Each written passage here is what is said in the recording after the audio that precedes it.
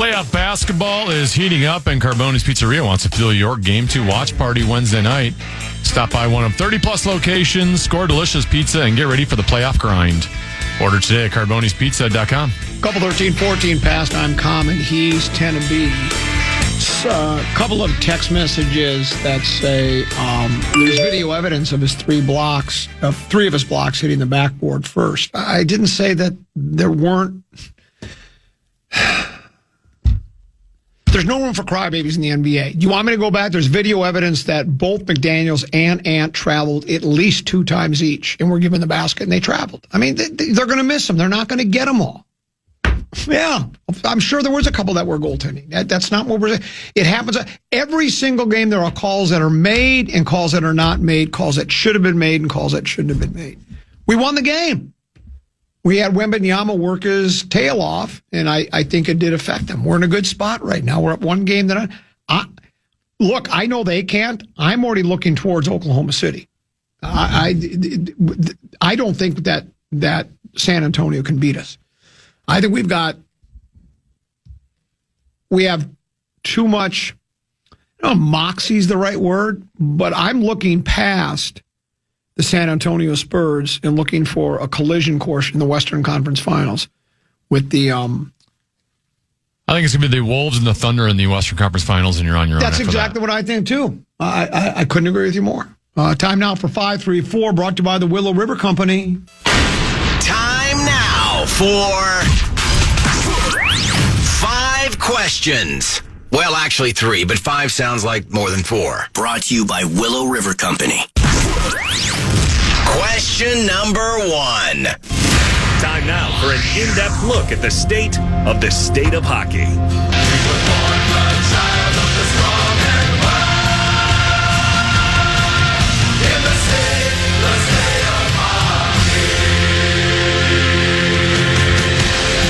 Wild face the Avalanche in Colorado tonight. Game 2 of their best-of-7 series. Avs leads that series 1-0. Puck drops at 7 p.m. tonight on the Fan. The head coach, John Hines, already announced that Philip Gustafsson will get the start over Jesper Wallstedt. Common, what is your prediction for tonight's game? I'll tell you a page out of Paul Simon's songbook. He says, get off the bus, Gus. I say, get on the Gus bus. I think Gus will play well. I think the Wild will even the series. Now,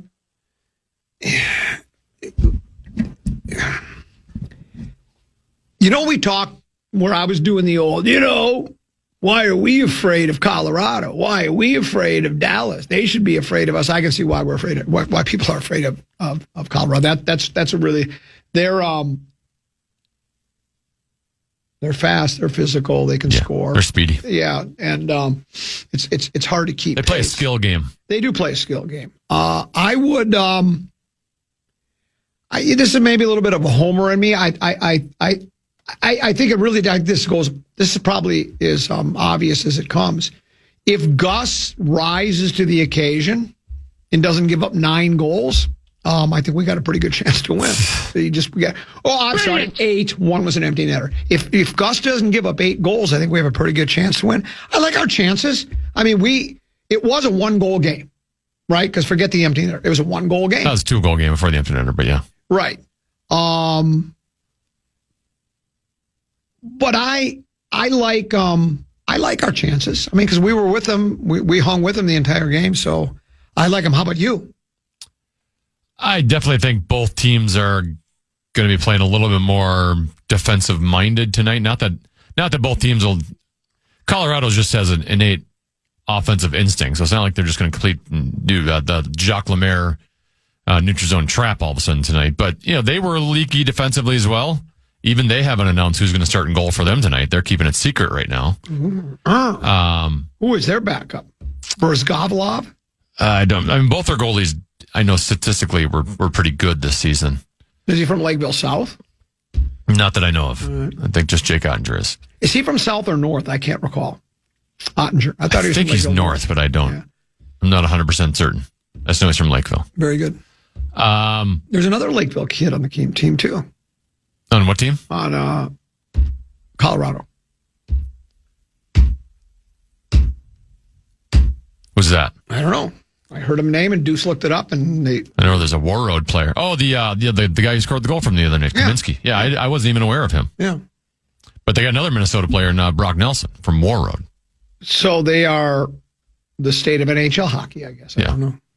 So, yeah, I like the Wild tonight. Question number 2. Well, you may as well. It's time now to consider the course. Yeah, yesterday we had Hollis Cavner on the program. Hollis Cavner from the 3M Open. He announced that world number 1 golfer Scottie Scheffler has committed to playing in the 3M Open up at the TP Twin Cities in Blaine. TPC. What did I say? You just said TP in the Twin Cities. Oh, sorry. I just mispronounced it. Yeah, TPC. I know. I'm aware it's TPC. Yeah. You're sure? Yeah, I just mispronounced it. You didn't mispronounce. You left out a letter. Well, yeah. That's what you meant. How much will attendance increase with Scheffler in the mix, and will other top golfers follow Scottie here? Well, Hollis said they were already, since they made the announcement at 10, but we were the first outlet to have Hollis on. He requested to be on the Common Man program, by the way. We text and talk more than most people know. Hollis does great work with the 3M Open and over at the Royal Club and many other places. But I think, we hear those things.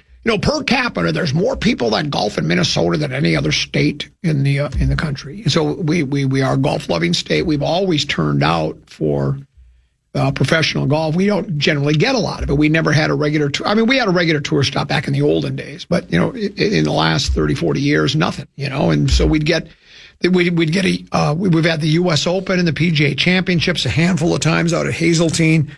We had a women's LPGA event at Edinburgh for 7 years in a row, but we don't get a lot of pro golf. And so I think attendance is already good. But anytime you have, look, if you name most of the golfers, let's take out Scheffler. And if you just pulled out a piece of paper and said, here's the field at the 3M Open, and you were talking to somebody that's just kind of casual PGA fan, a lot of the names they wouldn't recognize, right? Everybody knows who Scottie Scheffler. So I think there are people that go, whoa, world number 1 going to be there? Yeah. Hey, may as well go out there, watch him on the driving range, follow him around for a few holes. Might be kind of fun. So I think it will move the needle with tickets. I don't think they're going to double in sales, but I think it does move the ticket. I mentioned it to Samson yesterday. I go, hey, Scottie Scheffler is coming to the 3M Open. He goes, can we go? Oh, did he really? So he was super excited. So there you go. So I think he knows him more from Happy Gilmore, too, than the PGA Tour. So maybe... But I do think he'll move the needle pretty good. I think he will. How much? I just don't know. Maybe more. Maybe I'm underselling it a little bit. Will other players, especially if he's in the mix, on the weekend? Well, yeah. Will other players? Which he will be, won't he? Well, I would think so, unless he. Sometimes it's human nature. Wolves don't want to play regular season games. If Scottie's here and gets off to a slow start, will he become bored and disinterested? I doubt it. I would think he'll be in the mix. Yeah, absolutely. A matter of fact, if you're going to ask me who I think is going to win the 3M Open this year, I'm going to go out on a limb and say Scottie Scheffler's going to win. As far as other players following his lead, yeah, it's possible. I still think every player is a nomad. They're their own entity, their own business. So they have to decide what's important to them and not. Some of the, like last year, didn't JT play last year? I think we had several bigger names play, but that was because they wanted Ryder Cup points or FedEx Cup points, whatever. So that's where some guys make the decision to play. That's one advantage to having, that one of the, that towards the end of the season. Towards the end of the season, after the Open Championship across the pond, is because some players need those points. So you will get some of those better players that say they're all in. But yeah, there might be a few that will say, well, if Scottie's there, must be an okay tournament. Hollis made a big deal about the way his tournament treats the players and their families, and they do roll out the red carpet. I mean, they do the concert there. They had Luke. I think Luke Bryan was last year. I mean, they bring in big names for a concert. They do cookouts for the entire family. They open it up, and I think the players do like that. So it's not just a business trip where they show up at the tournament, they check into their hotel or their rented home, and they play and they leave. So yeah, I think it'll move the needle. But I think if big names come, it will be mostly because they need those FedEx Cup points. Question number 3. It's time now for multiple choice. Common, which playoff game without a Minnesota team playing in it last night stuck out to you the most? A, the Knicks beating the 76ers 137-98, their third consecutive game, winning by 25-plus points. B, the Hurricanes rallying for a 3-2 overtime win over the Flyers. Or C, the Golden Knights 3-1 victory over the Ducks. I'll go with the NBA game because I do think it's maybe is the East just that weak? Because I think historically over the past, 10, 15 years, I don't know what time frame, you might have a better grasp on that than I do. The West has just been deeper. And I would imagine this year the winner of the West will win it all. Yeah, and so I look at that, and I wonder if it's just, New York, not to take anything away from New York, that's a good club. Bodega Cat and Brunson and et al. So but to win by those margins in playoff basketball, where you think the other team's got a vested interest, this isn't a game in mid-January for crying out loud. It's the playoffs. Guys are laying on the line. They're in the training room. So I think it's pretty impressive that they're winning by those margins for sure.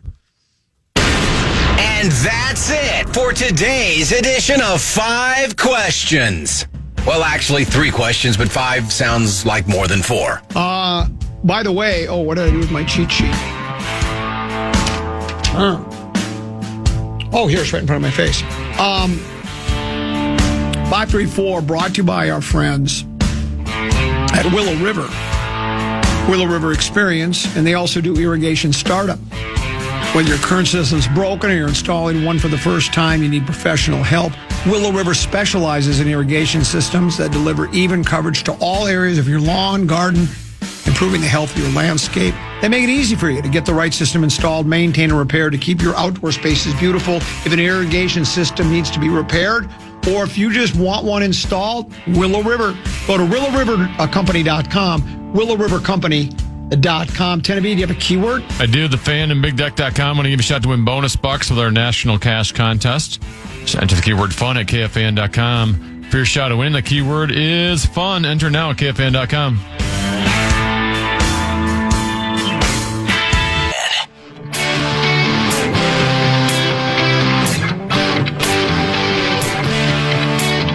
Your chance at top-tier tickets from John Mulaney to Santana and the Doobie Brothers, My Chemical Romance, and more.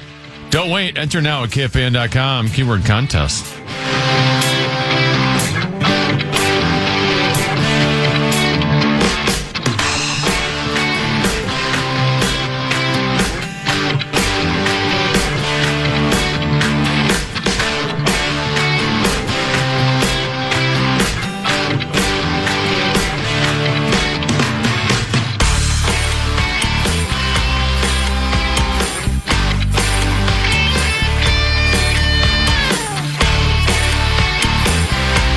And 14 pastime common East Tennessee.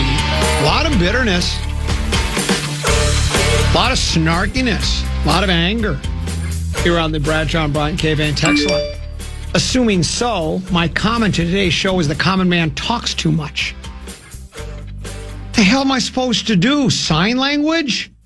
It's my show. It's called the Common Man Program. It's literally your job. My comment today's show is the common man talks too much and doesn't let Tina B, that should be Tina B, not Tina B. Tina B talk enough. Huh? I give an opportunity to talk all the time. You probably talk more than any other producer on, right? Yeah. On all the shows, especially when it comes to the Wild. I just turn it over to you. He says, talk enough. The 534 question was about the Minnesota Wild. Comment had nothing to add and then didn't let Tina B give his commentary. What was your question? I thought you let me. Yeah. What was your question? I just asked for your prediction for tonight. Yeah, and then I asked you for yours. And you gave it. And you stopped talking. Then he says, next question was on the 3M Open. He spent 10 times more time on that question than the Minnesota Wild. What the hell?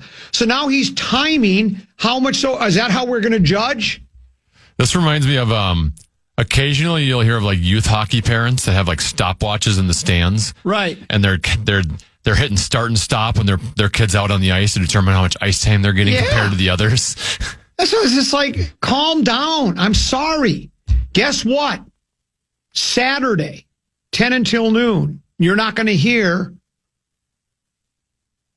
Tee to Green. We're being preempted for Beyond the Pond. Micheletti and Fallness will talk 2 non-stop hours about the Wild. Non-stop. They will talk about nothing else but the Wild. They may throw in some other NHL playoff hockey observations, but they're going to talk Wild. You'll get it.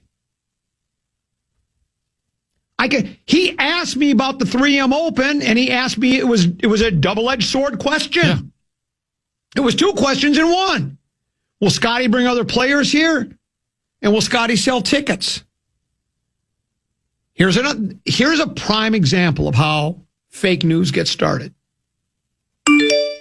Come on, Common Man. We all know why Scottie Scheffler is coming. It's 2 words, appearance fee. So now he'll tell somebody, well, Scottie's getting an appearance fee. And then if people will say, the PGA prohibits appearance fees. It's not allowed. There's not an appearance fee attached to this. He might get. Or they'd all be holding out for all the tournaments. Yeah. That's it. I guess he could get paid under the table, but would the PGA Tour or the 3M Open, everybody really take a chance on that word getting out? Other players would find out. Word travels fast. Oh, you're paying him?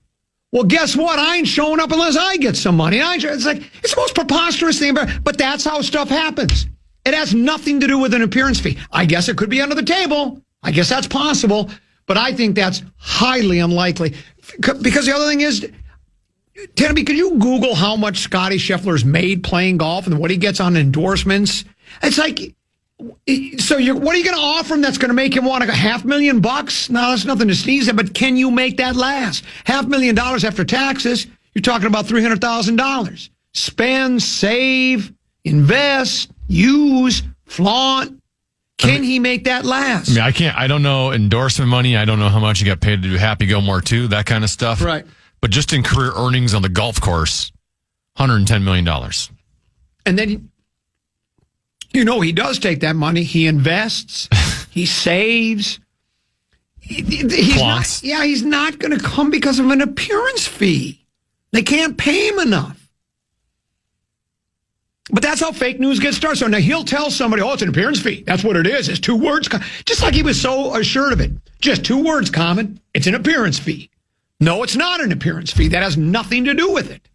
There are no appearance fees. There's another one. How much are they paying Scheffler to show up? They're not paying him to show up. You want to know the truth of the matter is, Hollis Cavner is highly regarded by all the players on tour. He's been a part of the tour for years. He was best friends with Arnie Palmer. He's good to the players. My guess is Scheffler is doing him a favor. Hollis said he's tried to get Scottie for years now. He bugs him all the time. And he finally probably just said, you know what, Hollis? I'll go ahead and come. I'll show up this year. And he said, great. That's all this is. Why do people, it's like, where do people come from? And where are they going? And where have they been? And where they're going? And where they at? Here's one. For crying out loud, folks, it's the Common Man program. Tenneby will get his own show someday. Well, even you were laughing at that. And then I will, and you'll be complaining that I talk too much. Yes. You'd rather have someone else to listen to. And you know what? Getting back to the Gus Bus thing, I talked about, the one thing you do, there's always a chance psychologically that Volstead will have his feelings hurt. Well, you know what? As Lil B says, we don't have time for feelings. If that's the case, that's the case. But you got to win hockey games. And you do have another goaltender that's really good, by the way. And it's probably good to give the guy a break. I don't have a problem with it at all. Now, if Gus Bus is brutal and we lose 6-2 and he gives up soft goals, well, I don't know. I don't know what to tell you. I mean, I don't think that's on Volstead, and I don't think that's a mistake for the coaching staff to make that change. Do you agree with that, Tenneby? I mean, I don't have a problem with making a change on the starting goaltender tonight. I don't think I would have made the change. Oh, okay. I understand your goalie gave up 8 goals, and like I said yesterday, maybe there's stuff behind the scenes mentally or psychologically that you see from Volson. We're like, yeah, let's give this guy a break. And that's stuff that I can't see. But I guess I've never been super trustworthy of Gustafsson. I think he's a solid goalie. I don't think he's a great goalie, but he wasn't playing well down the stretch. He's had a bunch of time off. Now, that can flip the other way. Clearly, you're going to have a motivated Gustafsson tonight, right? A guy who hasn't seen the net in a couple of weeks and knows, hey, this is my shot. If I want to have some of this net for the rest of the playoffs, I got to go perform tonight, and I got to do it against Colorado Avalanche. So I am eager to see how he responds. From the hurt feelings on the ball side, I don't buy that. One, they had enough faith in him to start him in game one anyway, and they've let him play an entire series. I think most goalies understand, hey, we have two good goalies here, and if one of us slips, you're going to go to the other one. And if he does have hurt feelings, which I don't believe he does, but if he does, it's okay for your player to have hurt feelings every once in a while. Like, you don't want your players to be happy with sitting and not playing. And you want them to be motivated and inspired and, hey, I'm going to go get that net back next time next time I get a chance. So it's okay for your professional athletes to be hurt a little bit every once in a while. Now that you have a new producer named Tina, do you think she will be interim producer over the next 20 years as well? I don't know if I'm ready for Tina. I don't know if Tina can handle the job. I'm not going to make any rash decisions and just give someone the...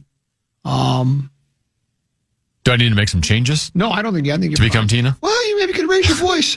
Someone had said my voice gets screechy when I get defensive. I wasn't being defensive. I was being animated because I'm just. It had nothing to do with being defensive. It was. I can't believe that because I wasn't defending myself. What I was talking about was people claiming. Well, I guess I was early on. I was defending myself on, Well, I'm just you read these text messages and wonder whether he thinks I talk too much. Well, that's my show and that's what I'm supposed to do. And then the other guy says, it's 2 words. It's an endorsement fee. No, it's not. Now, they could, here's a way if you wanted to pay more money, if this was important, I don't think this is that important to Scottie, but you could say, hey, 3M will give you $500,000 if you'll speak to their company, on Tuesday evening of tournament week, right? Give them a speaking fee. I guess a speaking fee could be, and I don't even know if that happens. Circumvent. But you could. Yeah, you could circumvent it that way. You could say, hey, look, you want to come to our tournament? And by the way, we'd have you. We'll hire you. 3M wants to hire you for a speaking engagement. They'll give you $500,000 if you'll speak to their employees. And we'll throw it around with the common man at Loggers Trail. Exactly. At Loggers Trail, hit knockdown, punch, cut, fade, draws. Then he might do that. Speaking of the Wild today, and then Rosen just before 2 o'clock. Tell me what you got. Yeah, this Wild today. It's brought to you by Chanhassen Dinner Theater. The Wild and Avalanche square off tonight in Game 2 with Colorado leading that series 1-0. Jesper Wallstedt gave up 8 goals in Game 1, so head coach John Hines is making a change. Gus is going to be in net tonight. We've had 2 very good goalies all year long. Gus has played a lot of good hockey for us. Wally's taken the brunt of the playoffs. He's played 7 straight games. Played very well. The quick turnaround at the end of the series to come to Colorado. And, we have confidence in both of our goalies. They're both excellent. They both played really good hockey. We believe in either one of them can win us a game. And I think it's a good opportunity to get Gus in the net. He's hungry to get in. I think he dealt with not playing for a while. Obviously, Wally played very well. Our team won and continued to go through, but we got another excellent goalie that's hungry to get back in the net. Yeah, so Gus Bus gets the start in net tonight. Hines also indicated that he has some other game time decisions on the rest of the lineup, though he did not reveal them today. Wild and Avs Game 2 tonight, 7 p.m. You can hear that game right here on the Fan. That was Wild Today. It's brought to you by Chanhassen Dinner Theater. You can see and buy tickets to Guys and Dolls at chanhassendt.com.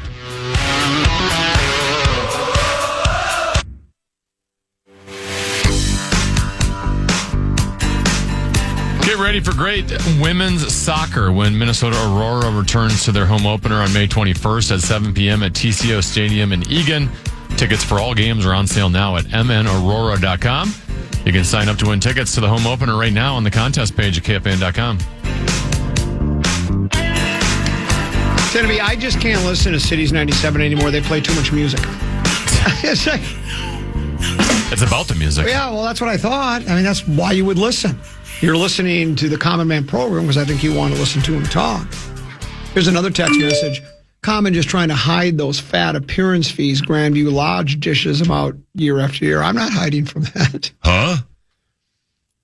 We do these endorsements and then we're paid for our services. Services rendered. Who's hiding from it?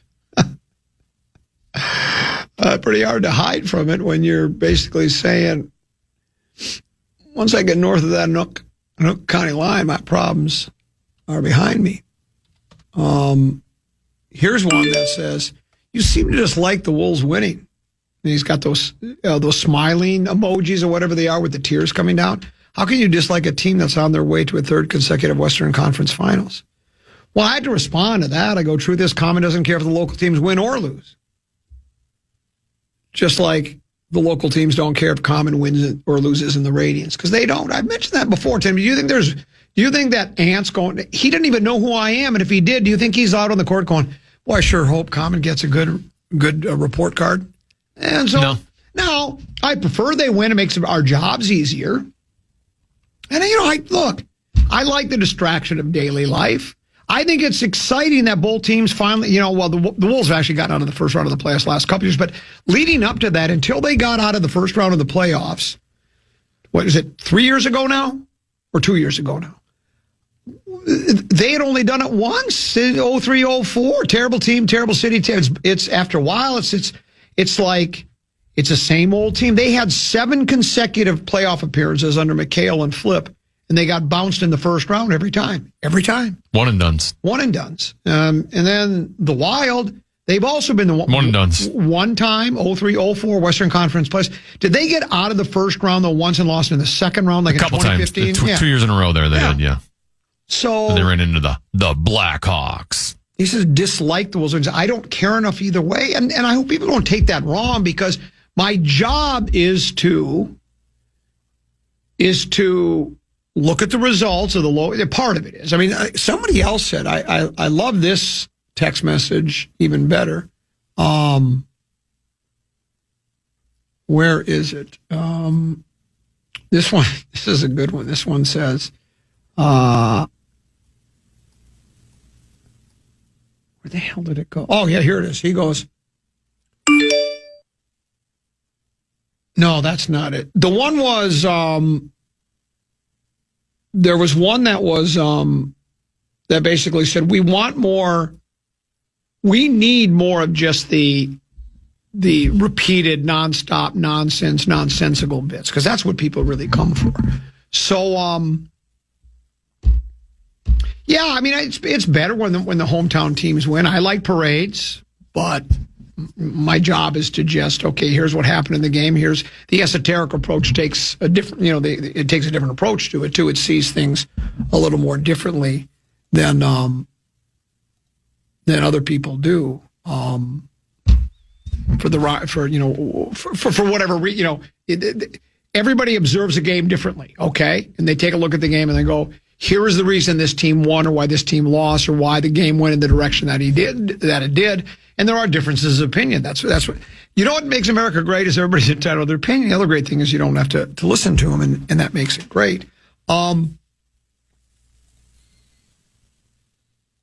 It also, especially at this time of the year, there are a number of hosts on the radio station that call this time of year the sports abyss, because if the Wild and the Wolves, like normally, have been eliminated by this time of the year, and the Twins are playing bad and the Vikings haven't started yet, there is, if you are planning to base your radio show on sports, it gets a little bit more difficult. So this just gives you free stuff to talk about, right? How much time did we eat up today talking about the goalie decision? And the goalie decision, I think you said it exactly right, that Gus has been chomping at the bit. More than likely, Ballstead understands, and he could use a break, and he's not going to curl up in the fetal position because he's not playing. And let's face it, both goalies do play all season long. Now, in postseason, I asked you this question. I don't know if you responded to it. Generally speaking, a team that makes a run through the playoffs, wins a couple 3 series, maybe gets to the conference finals, Stanley Cup finals. Are both goaltenders generally seen, or is that just too hard to pin down? Is it usually one goalie playing all the games? Or typically one goalie. I mean, obviously the 2003 Wild were a little different in that Manny Fernandez started, played the first 4 games. They were down 3-1. Roley comes in. They win 3 in a row. Okay. Roley starts the following series against Vancouver, down 3-1. Manny Fernandez comes in. They roll off 3 in a row. Okay. That's pretty rare. I mean, typically playoff teams, you have a 1 and you have a 2, and you're going to play your 1. We were a little different here where we had more of a 1A, 1B situation going on. But I don't recall the last time you got into a playoff series and the coach said, all right, we're just going to rotate them every other game. Yeah, right. Okay. I think you see how one's playing, and if they're going really well and they're seeing the puck well, why are you going to take them out? Sure. Or vice versa. And so and I think that's a situation there. I mean, neither goalie played well. As a matter of fact, you said that Colorado hasn't announced who they will start tonight. No, right? They have not. What would your guess be? Do you think they're going to their second goalie, or do you think they stick with their starter? What would be your guess? I mean, I'm not following along with Colorado hockey, Avalanche hockey, as much as I am with the Wild. So I definitely know our goaltending situation a little bit better. I don't think Wedgwood would necessarily need the psychological or mental break that maybe a Wallstead would, just because Wallstead is so young and has never really carried the load yet at the NHL level, and this is kind of his first dip into that. And I'm not even sure Wallstead needs the break. Like I said, I don't even think I would pull him. Okay. Given Colorado won, I would think it's more likely that you'd stick with Wedgwood, but the fact that they haven't, either they're just playing games with Minnesota, or he truly is making a decision, or just doesn't want to create a media frenzy when they make a goalie change before the game. I don't know, but the fact that they haven't announced it makes you think that they might be leaning towards their backup. Common, you talked about Cities 97 for 13 seconds, but what about Cool 108? See, I didn't talk about Cool 108 at all. And I used to work for that station. It's just been hot stocks of racks from the top of the racks. There's another, don't listen to the haters, Common. If I wanted to listen to knowledgeable, high IQ sports talks, I'd listen to the Power Trip Morning Show. So there you go. That's the thing. It depends upon what you are looking for. And if you want high IQ sports talk, knowledgeable, you listen to the Power Trip Morning Show. This one says, and this is true, he's asked this almost every day. Day 414 of asking for blundering bets to return. I can't sleep and don't have any appetite. I always love that one. Is it worth bringing back, Tenneby, the blundering bets? I thought the first year we did it was really good. I was on a roll with Major League Baseball games. And the second time didn't go as well for you. Yeah. I was doing my maximum risk, maximum profit. You were trying to nickel and dime Las Vegas to death. Because you were making... I'd make my bet. I'd say ride. I'd let my 100,000. Not real money, but I'd let it ride on my bet. And if you had 100,000, you'd go, I'll bet $6. You were like me when I bet Rosen. It was actual bets, yeah. Actual bets. You were like me when I bet against Rosen. Here's another one that says, I need a microwave update. It's all clean. Somebody cleaned it up. I don't know if it was big ticket. If he went back there and finished the job that he claimed he started on the day that the coffee exploded in there.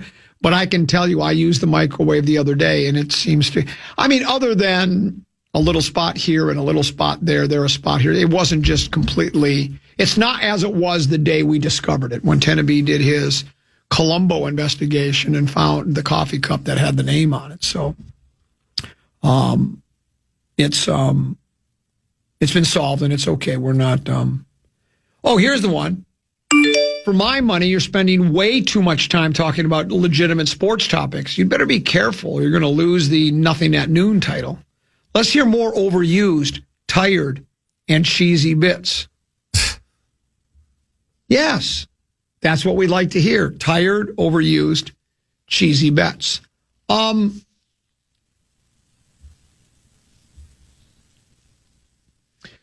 We fielded a number of text messages and emails from people. I think you shrugged it off, and probably rightfully so, from people that, what's wrong with Kaprizov? How come he's not scoring goals? He, at one point during the first round series against Dallas, was among the league leaders, tied for the league lead in points during the playoffs. He was tied for like 7. Are these fans tend to be just wanting to see him fill the net with goals? Is that what it is? Is that I mean, even somebody, a novice like me, who's not paying as close attention as he once did, kind of wonders, where are the goals? Is that accurate? I mean, should he be scoring more? Well, I mean, he only has 2 goals. One was an empty netter. It was an impressive empty netter, but just an empty netter nonetheless in Game 5 against Dallas. His first goal was Game 1, right? So he hasn't scored a non-empty netter since the first game of the playoffs. I think it's just this happen. I don't even think it's just in this town. I think it happens everywhere. When a team loses, we attack the Stars first.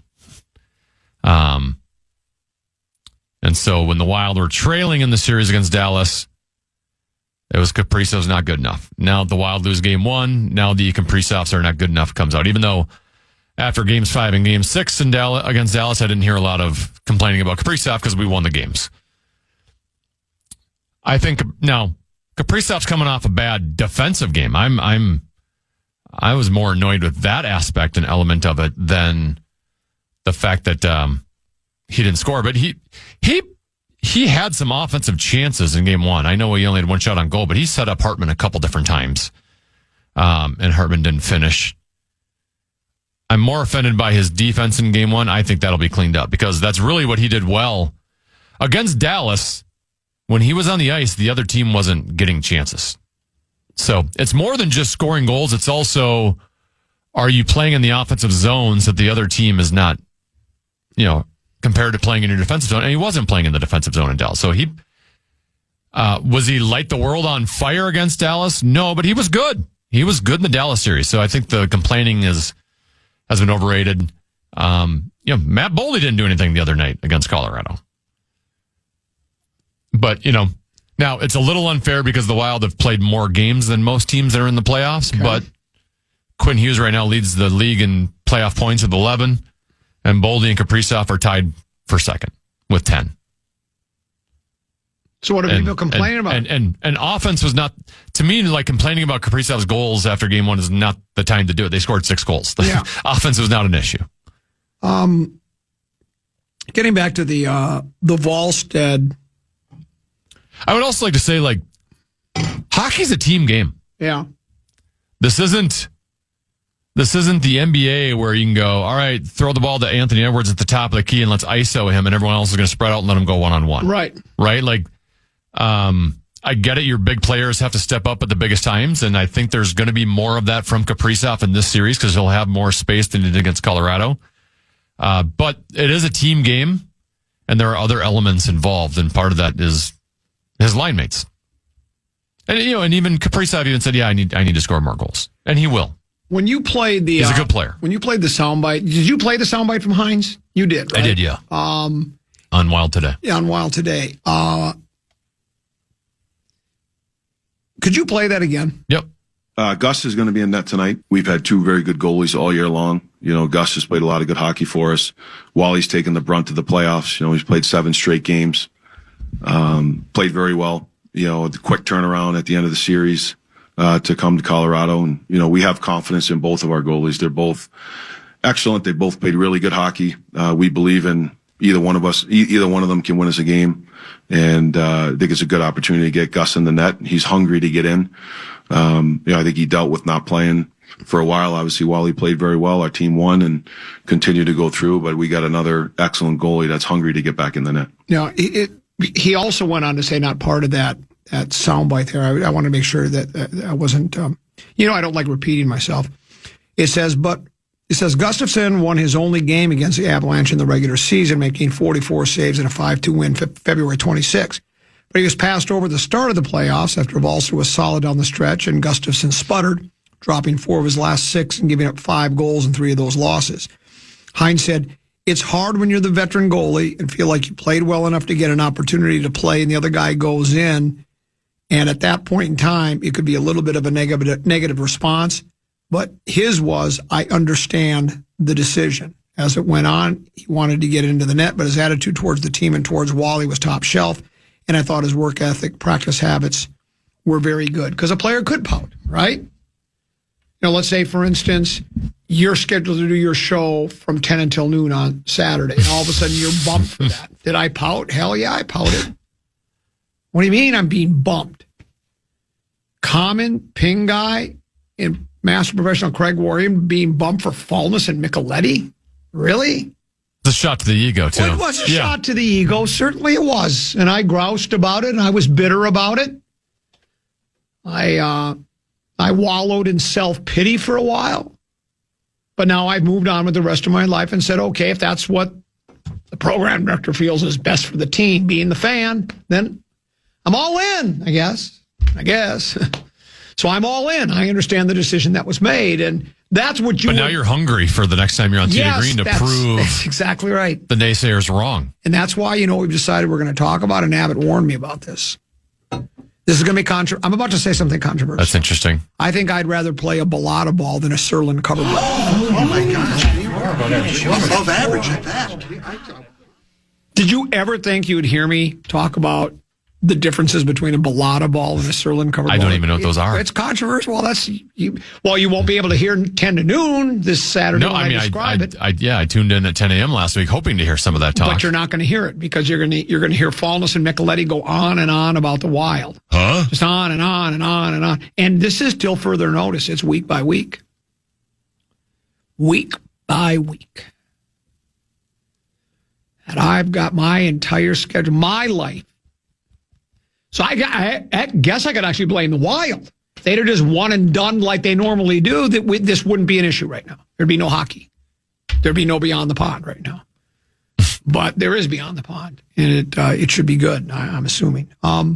You've got to be kidding me. Yeah, I mean, I would hope, look, if you play hockey, and every hockey team's got two goalies, and if one guy plays better than another guy overall, if in the eyes of the coaching staff, the head coach, the people that make the decisions, one guy's playing better than the other guy, guess what?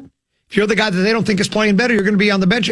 It's nothing personal. They're doing it with other players in the lineup. They've shuffled a bunch of players in and out of the lineup throughout the playoffs. That's exactly right. So, and you do hope that, and yeah, I think Gus is excited. Look, there's nothing worse than if you're part of a team and you don't get to play at all, right? I mean, like, let's say the Wolves win the NBA championship, and I think they're going to, okay?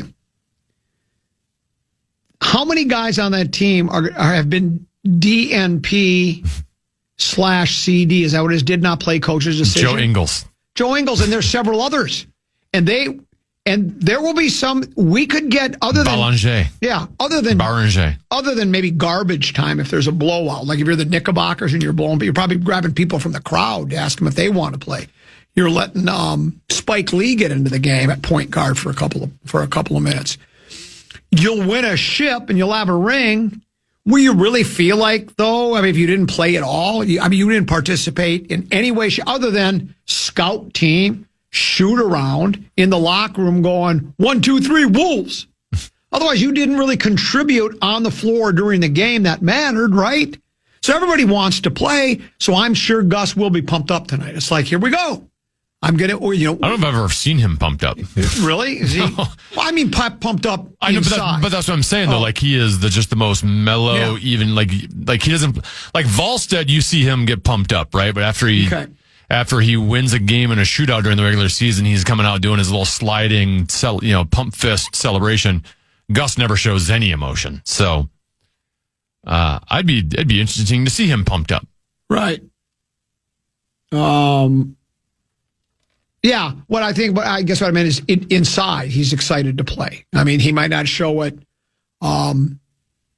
visually or outwardly, but I'm sure he's excited to get between the pipes. He's hungry. He's hungry to get to play in a playoff game. You can hardly blame him. The question, though, is he hungry or is he starving? Yeah, and the other question is, can he make it last? I mean, if he plays well, I think he'll start again. But if he doesn't play well, they'll probably go back to the ball, and then he can't make it last. We'll pause. We'll come back. The legendary one Mark Rosen waiting in the wings. He'll join us next, Oh, boy. along with Teneby and Common Man on the Common Man program on The Fan.